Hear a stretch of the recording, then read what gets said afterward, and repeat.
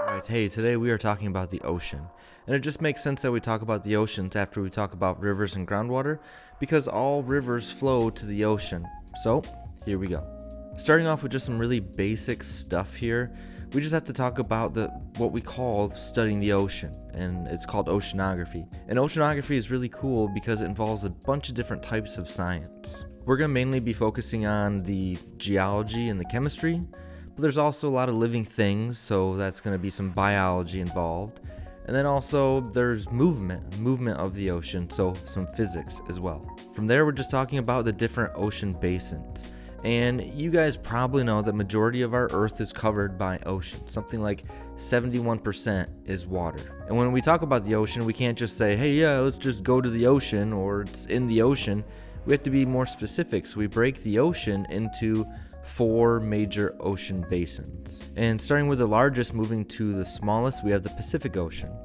And the Pacific Ocean is by far the biggest and also the deepest ocean basin. The next largest ocean is the Atlantic Ocean, which is only half the size of the Pacific, and it's not even close to as deep. And for the Pacific and the Atlantic Ocean, those actually span 2 hemispheres. So in the future, we will be talking about them more specifically with the North Pacific or the North Atlantic versus the South Atlantic, South Pacific. Our next ocean basin, though, is the Indian Ocean. And this one's mainly in the southern hemisphere. And again, we're getting smaller, and we're actually getting not quite as deep as the Atlantic also. Then our very last ocean basin is the Arctic Ocean. It's the forgotten ocean because it's usually covered by ice. The majority of the Arctic Ocean, which is the top of the planet, has giant sheets of ice floating in the ocean. So a lot of times we don't necessarily really think of it as being an ocean basin, but there's water under there. The next thing we need to talk about is mapping the ocean floor, and really the features that we found after we started mapping the ocean floor. And this is something I think is just really interesting because before we started actually searching and going out and studying the ocean floor, people just had this assumption that when you walked into the ocean, obviously it gets deeper, and they just thought the ocean continued to get deeper until it was deepest in the middle, and then as you walked to another continent, it just progressively got shallower and shallower, and that really makes sense if you don't have any data. But back around 1872, they started to map the ocean floor. This ship called the Challenger would actually sail around the ocean and drop in a weight connected to a rope. And they would allow that weight to go down and hit the bottom of the ocean, and they would measure how much rope it took to hit the bottom of the ocean. And then they would either pull the rope and weight back up, or sometimes they would cut it and then tie another weight on and just repeat this process just in this grid across the entire ocean. And that was really the first time we discovered anything different about our ocean floor. Now fast forward to World War II, we started to use sonar to kind of make sure that our Navy ships would not hit ground when they were sailing up to islands in the Pacific Ocean. Using sonar, which stands for sound, navigation, and ranging, you can come up with a depth of the ocean. And thankfully, one of those Navy captains on one of those ships was actually a geologist. He was a professor of geology.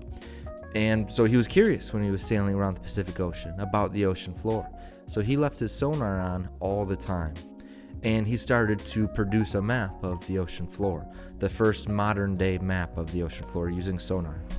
And the way sonar works with sound is that the boat releases these sound waves, and that sound travels through the water at a constant rate that we know, it's 1,500 meters per second. It hits the ocean floor, it bounces back, and it ends up being recorded again at the ship. And so this whole time, they're recording how long it takes that sound to hit the ocean floor and back up to the boat. And so if we have a speed and a time, from that we can come up with a distance. And so we can gauge the depth of the ocean floor that way. One of the newest technologies used to map the ocean floor is actually using satellites. And this just blows my mind, that we can measure the depth of the ocean floor from outer space. So the way this works is kind of similar to our sonar, but now our satellites are producing this radar, which travels down to the surface of the ocean, and it bounces back up to the satellite. But before we can actually come up with a accurate depth, we have to somehow eliminate the wave action and tides and all of that variation that can happen with the ocean floor. And so then we need a lot of smart people with supercomputers to produce what they call the theoretical ocean surface. And so with our radar, we can find areas of the ocean surface that is below that theoretical surface, or areas that might be above it. And that actually tells us what's below the surface, because mass has gravity. The more mass, meaning the more rocks, like a submerged volcano, the more rocks, the more mass, the more water it is going to pull towards that submerged volcano. And when it pulls all of that water, it would make a little bump or an anomaly above that theoretical ocean surface. And that tells us there's something underneath the ocean. And the exact opposite happens if there is a very deep area or a trench. There's a lack of mass, so a lack of gravity, so water gets pulled elsewhere, meaning we're dipping below that theoretical surface. It just blows my mind we can do that from outer space. And one of the last ways we can study the ocean floor is actually by going there. Either manned or unmanned submersibles are ways we can get to the ocean floor and we can actually study it with our own eyes, or we can take samples and bring them to the surface so we can get our hands on them. And in my opinion, that's kind of the best way to study something, not from far away, but actually being there. So with all of this studying of the ocean floor, what did people actually find? What was the ocean floor like? And it might be a little surprising, but what they really discovered is that the bottom of the ocean floor sometimes isn't that different than the continents themselves. What we're going to cover is that on the ocean floor, there's the same type of features here on the continents, where there are going to be valleys or very deep spots. There's going to be plains or very flat areas. And there's also going to be mountains. And if I was just saying valleys and plains and mountains, you might think that's the continents I'm talking about. But those same features end up on the ocean floor as well. The first feature is a deep ocean trench. This happens through subduction, so you might remember this from plate tectonics. But it's when one ocean plate is subducting below the other. That subducting plate kind of tugs on the overlying plate, it pulls it down, and it produces a really deep trench. The flat areas on the ocean floor are called abyssal plains. And these are literally the flattest places on Earth. People cannot engineer a cement pavement road or runway as flat as the abyssal plain. That's amazing. And the reason it's so flat is just because of sediment deposition. The ocean can deposit an extremely even coat of sediment that fills in all the deep areas first, then after that, it's just one even coat after another, making an extremely flat surface. And lastly, the mountains that we find on the ocean floor come in really two forms, either seamounts or guyouts. And a seamount is a submerged volcanic peak. So it is very peak-like, and these are volcanoes that may not have made it into islands and broke the surface, like gotten above sea level. So they were active volcanoes at one point, growing off the ocean floor, and they just never made it into islands.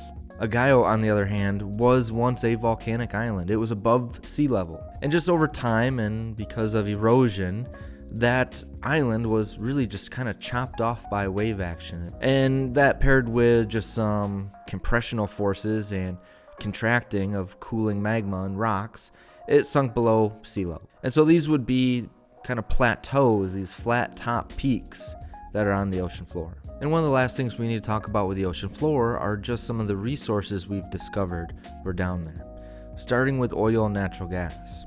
And if you know anything about oil and natural gas, how it forms, it's formed from the remains of organisms. And the ocean is full of organisms. So it makes sense that when they die and they're buried in sediment on the ocean floor, that over time, millions of years, they would start producing hydrocarbons or petroleum. Places like the Persian Gulf and the Gulf of Mexico have a whole lot of oil production. And that's the number one most valuable resource that we get from the ocean, is the petroleum, oil and natural gas. The second most valuable actually might be surprising to you, but it's sand and gravel.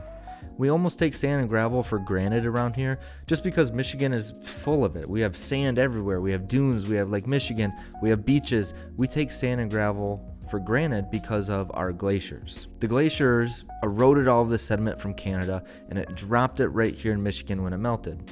But the glaciers only went down to maybe the top of Ohio. So anywhere below that, they don't have the sand and gravel like we do. They have bare rock. But sand and gravel are really important for construction, and they have to get that sand and gravel from somewhere. So somebody had the brilliant idea of, hey, let's just dig it out of the ocean. We'll sift it, we'll sort it, we'll dry it off, and we'll sell it to people. Genius.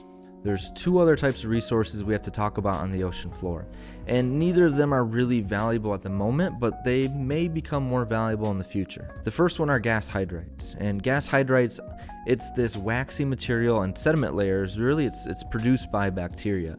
They kind of gobble up organic stuff and they kind of poop out gas hydrides. And gas hydrides are methane, so this waxy material, it turns right from a solid to a gas, and that gas happens to be natural gas that we could use in power plants.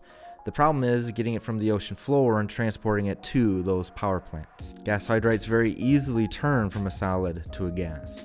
So removing them from the ocean floor and transporting them, we'd end up losing a lot of that methane, that natural gas, just in that transportation process.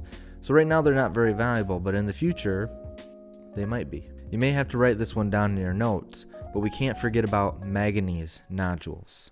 Manganese nodules are these softball-sized chunks of metal that kind of precipitate on the ocean floor. And these metals are valuable metals that we need for all of the amazing things that we build using minerals, even like the Chromebook that you're watching this on right now. And there will be a day when we mine the continents out of these valuable metals, that we won't be able to dig any more up. And when it comes to that, the ocean floor might be a resource for these manganese nodules where we can pick them up, we can find a way to collect them off the ocean floor, we can melt them down and separate them and still have all of the valuable resources we need. But the issue is, it's way easier to dig into the land and extract those metals right now. But again, in the future, that might change. All right, that's a lot of the basic stuff here with oceans. Make sure you're taking some really good notes and make sure you're asking questions when they come up. All right, thanks.